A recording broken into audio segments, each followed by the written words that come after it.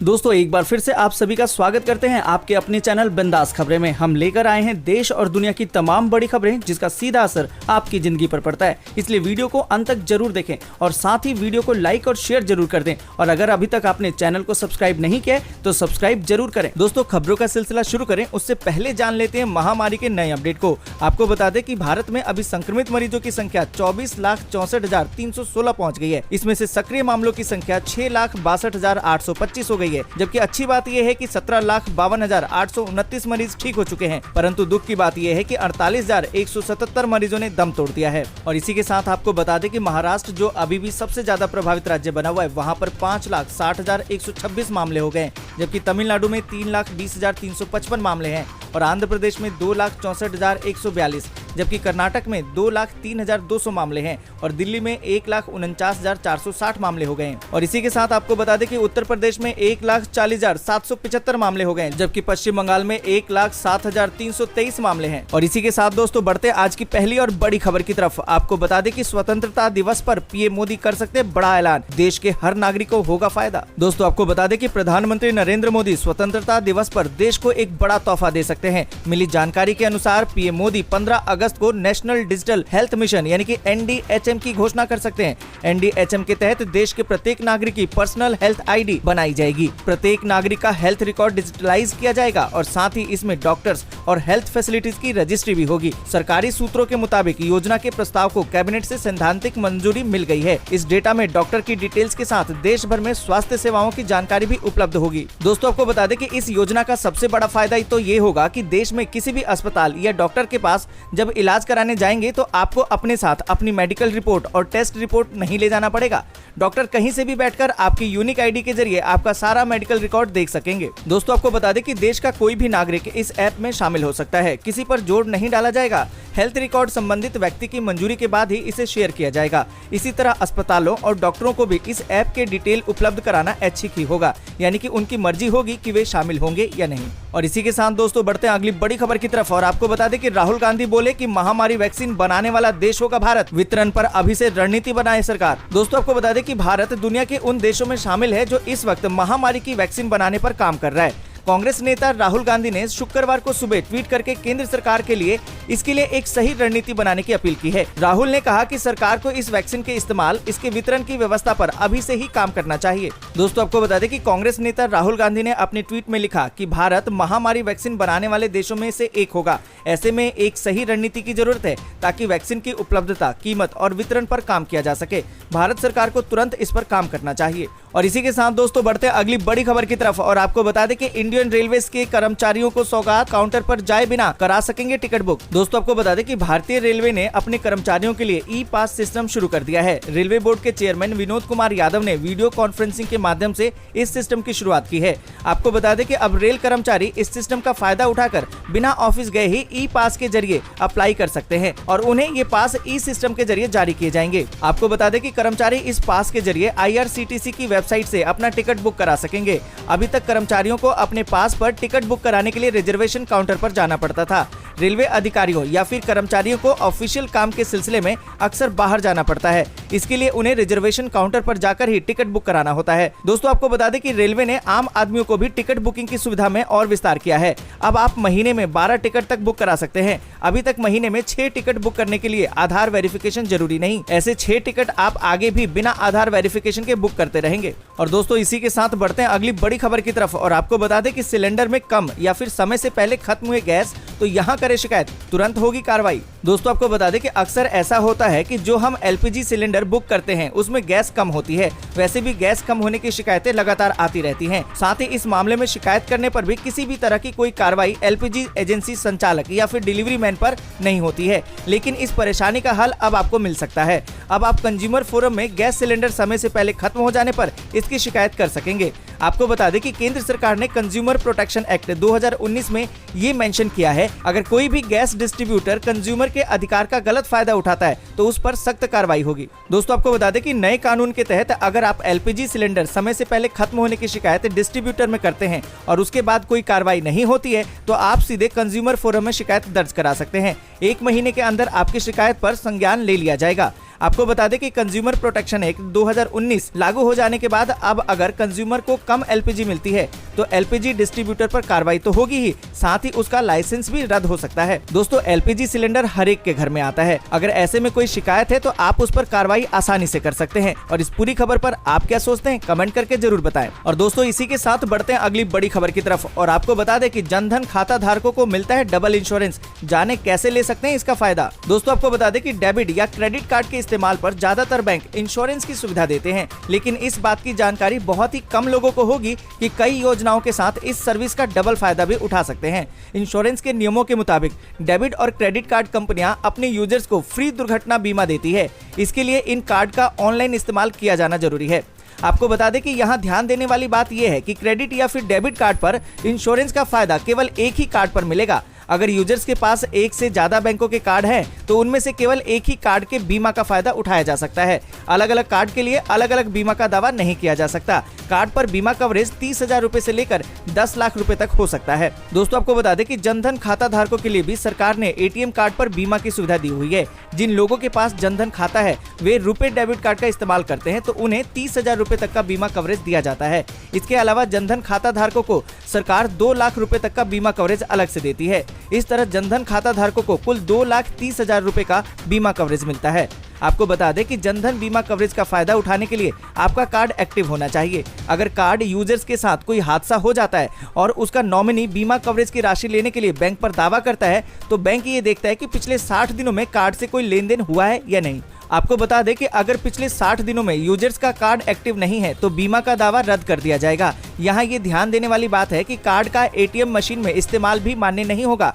केवल कार्ड से कोई शॉपिंग या फिर पेमेंट के आधार पर ही दावे का भुगतान किया जाएगा। इसलिए अगर आप बैंक से डेबिट या फिर क्रेडिट कार्ड लेते हैं तो उसका नियमित इस्तेमाल भी करते रहें। दोस्तों, आप में से बहुतों के पास जनधन खाता होगा और उसमें मिला हुआ कार्ड भी आपके पास होगा। आप उस कार्ड से ऑनलाइन शॉपिंग या फिर किसी भी तरीके का पेमेंट जरूर करें जिससे कि उसका इस्तेमाल होता रहे और इस तरीके की सुविधा से आप वंचित न रह सकें। और इस पूरी खबर पर आप क्या सोचते हैं, एक बार कमेंट जरूर करें। और इसी के साथ दोस्तों बढ़ते हैं आगे और आपको बता दें कि जयपुर में भारी बारिश से डूबी सड़कें, कमर तक भर गया पानी।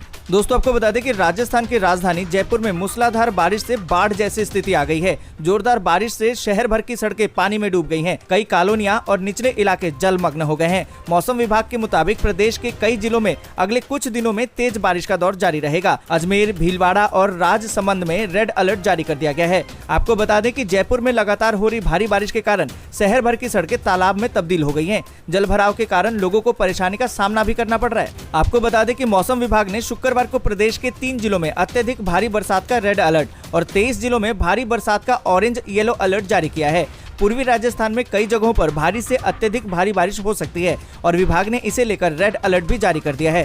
14 से 17 अगस्त तक अजमेर, अलवर, बांसवाड़ा, बाड़ा, भरतपुर, भीलवाड़ा, बूंदी, चित्तौड़गढ़, दौसा, धौलपुर, डूंगरपुर, जयपुर, झालावाड़, झुंझुनू, करौली, कोटा, प्रतापनगर, राजसमंद, सवाई माधोपुर, सीकर, सिरोही, टोंक, उदयपुर, चूरू, नागौर, पाली और जसोल में भारी से अति भारी बारिश हो सकती है। दोस्तों, अगर आपके एरिया में भी इसी तरीके की रेड अलर्ट जारी किया गया है तो आप अपने नाम के साथ कमेंट जरूर करें और साथ ही इस खबर को ज्यादा से ज्यादा शेयर कीजिए ताकि आपकी आवाज सरकार तक पहुंच सके और सरकार मदद जल्दी से जल्दी आप तक पहुंचा सके। और इसी के साथ दोस्तों बढ़ते हैं अगली बड़ी खबर की तरफ और आपको बता दें कि देश में वैक्सीन के ट्रायल का पहला फेज लगभग पूरा, सितंबर में शुरू हो सकता है दूसरा फेज। दोस्तों, आपको बता दें कि रूस ने जब से महामारी की वैक्सीन का ऐलान किया है दुनिया भर में हलचल मची हुई है। कई देश वैक्सीन बनाने की रेस में है जिनमें से एक भारत भी है। महामारी के संकट को मात देने के लिए एक सफल वैक्सीन बनाने की कोशिश में लगा भारत धीरे धीरे आगे बढ़ रहा है। देश में जारी वैक्सीन के ट्रायल का फेज 1 लगभग पूरा हो चुका है।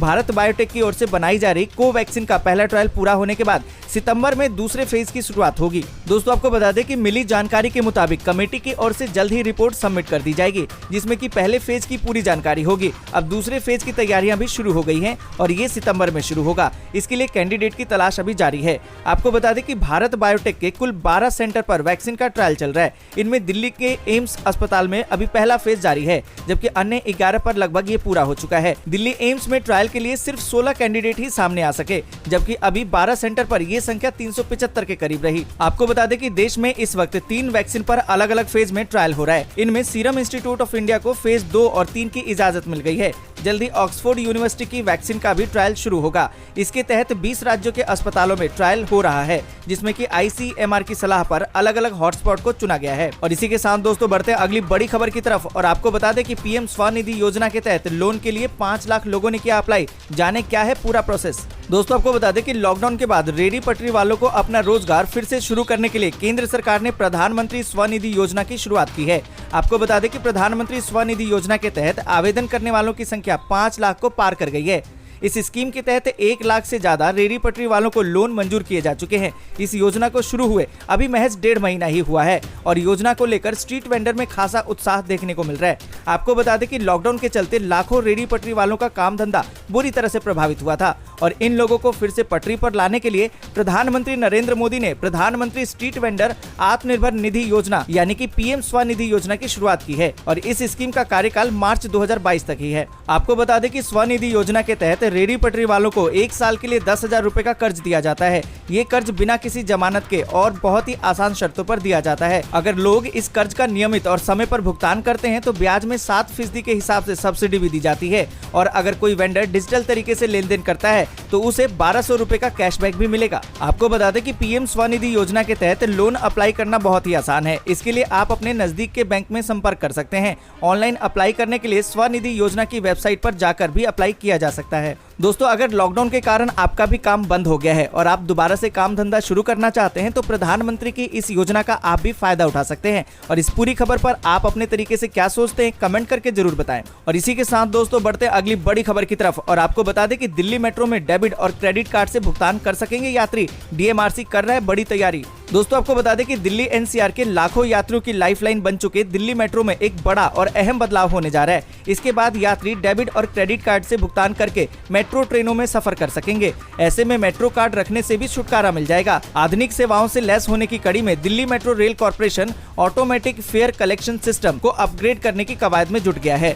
DMRC ने इसके लिए टेंडर भी जारी कर दिया है। इसके पूरा होते ही यात्री दिल्ली मेट्रो की ट्रेनों में सफर के दौरान क्रेडिट कार्ड या फिर डेबिट कार्ड से यात्रा का भुगतान कर सकेंगे। ये सुविधा उन यात्रियों के लिए बेहद ही मुफीद होगी जो डेबिट कार्ड या फिर क्रेडिट कार्ड से भुगतान को तरजीह देते हैं। और इसी के साथ दोस्तों बढ़ते अगली बड़ी खबर की तरफ और आपको बता दें कि दिल्ली की सभी बसों में लागू होगा कॉन्ट्रैक्टलेस टिकट सिस्टम। सरकार को सौंपी ट्रायल रिपोर्ट। दोस्तों आपको बता दें कि महामारी संक्रमण की रोकथाम के मद्देनजर सोशल डिस्टेंसिंग को बरकरार रखने के लिए ई-टिकटिंग ट्रायल में कामयाब होने के बाद अब दिल्ली सरकार DTC और क्लस्टर की सभी बसों में कॉन्ट्रैक्टलेस टिकट सिस्टम लागू करेगी। इसके लिए सभी डिपो के मैनेजर और कंडक्टरों को ट्रेनिंग दी जाएगी। ट्रायल की रिपोर्ट सरकार को सौंप दी गई है। आपको बता दें कि ट्रायल के सफल होने के बाद अब सभी बसों में पूरी तरह से ई-टिकटिंग सिस्टम लागू हो जाएगा। महिलाओं को मोबाइल पर पिंक कलर का ही टिकट प्राप्त होगा। आपको बता दें कि रूट नंबर 473 की सभी क्लस्टर बसों में 3 दिवसीय ई-टिकटिंग सिस्टम का ट्रायल शुरू किया गया था, जिसमें कि 400 लोगों को मोबाइल पर ही ई-टिकट दिया गया। इस दौरान इन बसों में चलने वाले यात्रियों ने मोबाइल की मदद से मोबाइल पर टिकट प्राप्त किया था। आपको बता दें कि टिकट लेने के लिए यात्रियों को अपने मोबाइल पर चार्टर ऐप को डाउनलोड करना होगा। इस ऐप की मदद से यात्री चढ़ने उतरने वाले स्टॉप के विकल्प को चुनकर ई-टिकट ले सकेंगे। आपको बता दें कि यात्रियों और कंडक्टरों के बीच ज्यादा से ज्यादा दूरी सुनिश्चित करने के लिए दिल्ली सरकार अपनी बसों के लिए ई-टिकटिंग प्रणाली शुरू कर रही है, ताकि इसकी वजह से महामारी का फैलाव न हो सके। और दोस्तों इसी के साथ बढ़ते आगे और आपको बता दें कि इलेक्ट्रिक वाहन का रजिस्ट्रेशन कराने पर road tax free, parking fees और टोल चार्जेस भी होंगे माफ। दोस्तों आपको बता दें कि इलेक्ट्रिक वाहन खरीदना अब सबसे बड़ी समझदारी होगी। ऐसे वाहनों को रजिस्ट्रेशन के समय न तो किसी तरह की फीस देनी होगी और रोड टैक्स से भी इन्हें छूट मिल जाएगी, जबकि पेट्रोल डीजल वाहनों पर कुल कीमत का 8% तक रोड टैक्स देना पड़ता है। इतना ही नहीं, इन वाहनों को पार्किंग फीस और टोल चार्जेस भी नहीं देने होंगे। ट्रांसपोर्ट डिपार्टमेंट ने इलेक्ट्रिक वाहनों को बढ़ावा देने के लिए नई पॉलिसी बनाई है। इस पॉलिसी के तहत ये सभी छूट दी जाएगी। आपको बता दें कि पॉलिसी फाइनल होते ही लाभ मिलने लगेगा। इन वाहनों को खरीदने पर और भी कई तरह के फायदे लोगों को मिलेंगे। Ministry of road transport and highway ने भी यूटी प्रशासन से इन वाहनों को बढ़ावा देने के लिए उठाए गए कदमों की जानकारी मांगी थी। इसके साथ ही पार्किंग और टोल चार्जेस में छूट देने जैसे सुझाव प्रशासन को दिए थे। उसी के आधार पर प्रशासन ने इन वाहनों को खरीदने पर कई तरह के फायदे दिए हैं। और इसी के साथ दोस्तों बढ़ते हैं अगली बड़ी खबर की तरफ और आपको बता दें कि समस्तीपुर दरभंगा रेलखंड पर बाढ़ का पानी बरकरार, बदले हुए मार्ग से चली ट्रेनें। दोस्तों आपको बता दें कि बाढ़ के पानी से समस्तीपुर दरभंगा रेलखंड में ट्रेनों का परिचालन बंद है। गुरुवार को इस रेलखंड पर चलने वाली स्पेशल ट्रेनों के परिचालन में बदलाव किया गया है। पूर्व मध्य रेलवे के मुख्य जनसंपर्क अधिकारी राजेश कुमार ने कहा कि ट्रेनें परिवर्तित मार्ग से चलाई जा रही हैं। दरभंगा से प्रस्थान करने वाली 02565 दरभंगा नई दिल्ली स्पेशल ट्रेन निर्धारित मार्ग दरभंगा समस्तीपुर मुजफ्फरपुर के स्थान पर दरभंगा सीतामढ़ी मुजफ्फरपुर के रास्ते चली। वहीं आपको बता दें कि नई दिल्ली से खुलने वाली 02566 नई दिल्ली दरभंगा स्पेशल ट्रेन निर्धारित मार्ग मुजफ्फरपुर समस्तीपुर के स्थान पर मुजफ्फरपुर सीतामढ़ी के रास्ते दरभंगा पहुंचेगी। समस्तीपुर में आंशिक समापन किया गया है। जयनगर से खुलने वाली गाड़ी संख्या 04649 जयनगर अमृतसर स्पेशल ट्रेन जयनगर के बदले समस्तीपुर से अमृतसर के लिए प्रस्थान करेगी। और इसी के साथ दोस्तों बढ़ते हैं अगली बड़ी खबर की तरफ और आपको बता दें कि संक्रमितों का आंकड़ा 24 लाख के पार। पिछले 24 घंटे में 64,553 नए मामले। दोस्तों आपको बता दें कि देश में महामारी संक्रमण के मामलों में तेजी लगातार जारी है। शुक्रवार को 64,553 नए मामले सामने आए। ये 7वां दिन है जब 60,000 से ज्यादा नए मामले सामने आ रहे हैं। वहीं संक्रमित मरीजों का आंकड़ा भी 24,61,000 के पार पहुंच गया है। लेकिन अच्छी बात यह है कि संक्रमण से स्वस्थ होने वाले लोगों की संख्या भी 17.5 लाख से ज्यादा हो गई है और जाँच में तेजी आई है। आपको बता दें कि शुक्रवार को सुबह जारी किए गए आंकड़ों के अनुसार पिछले 24 घंटों में रिकॉर्ड 1007 लोगों ने दम तोड़े। इससे मृतकों की संख्या बढ़कर 48,040 हो गई है। देश में संक्रमण के मामले बढ़कर 24,61,190 हो गए हैं, जिनमें से 6,61,595 लोगों का अभी उपचार चल रहा है और 17,51,555 लोग उपचार के बाद बीमारी से उबर चुके हैं। संक्रमण के कुछ मामलों में विदेशी नागरिक भी शामिल है। आंकड़ों के अनुसार मरीजों के स्वस्थ होने की दर 71.17% हो गई है, जबकि मृत्यु दर में गिरावट आई है और ये 1.95% है। वहीं 26.88% मरीजों का अभी इलाज चल रहा है। और इसी के साथ दोस्तों बढ़ते हैं अगली बड़ी खबर की तरफ। आपको बता दें कि बिहार के 3.75 लाख कॉन्ट्रैक्ट टीचर्स के लिए खुशखबरी। स्वतंत्रता दिवस पर सीएम नीतीश करेंगे तोहफे का ऐलान। दोस्तों आपको बता दें कि बिहार में सरकार कॉन्ट्रैक्ट पर बहाल यानी कि नियोजित 3.75 लाख शिक्षकों के लिए एक बड़ी घोषणा करने जा रही है। मुख्यमंत्री नीतीश कुमार स्वतंत्रता दिवस के अवसर पर राज्य के कॉन्ट्रैक्ट शिक्षकों के हित में एक बड़ा फैसला लेंगे। सरकार उनके पदनाम से नियोजित शब्द को हटाने जा रही है। इसका प्रावधान शिक्षा विभाग ने शिक्षकों के लिए तैयार सेवा शर्त नियमावली में किया है। 15 अगस्त को 74वें स्वतंत्रता दिवस के मौके पर मुख्यमंत्री शिक्षकों की सेवा शर्त के संबंध में कई बड़ी घोषणाएं कर सकते हैं। दोस्तों आपको बता दें कि बिहार के 4.25 लाख नियोजित शिक्षकों को नीतीश कुमार ने बड़ी खुशखबरी दी है। शिक्षा विभाग के एक उच्च अधिकारी ने बताया कि शिक्षकों के लिए सेवा शर्त नियमावली को अंतिम रूप दे दिया गया है। इसके प्रभावी होने की घोषणा अगले 2 दिनों में सरकार के स्तर से हो सकती है। दोस्तों आज के लिए बस इतना ही। वीडियो को लाइक और शेयर जरूर कर दें। अगर अभी तक आपने चैनल को सब्सक्राइब नहीं किया है तो सब्सक्राइब करें, बेल के आइकन को दबाएं, ऑल नोटिफिकेशन को जरूर ऑन करें।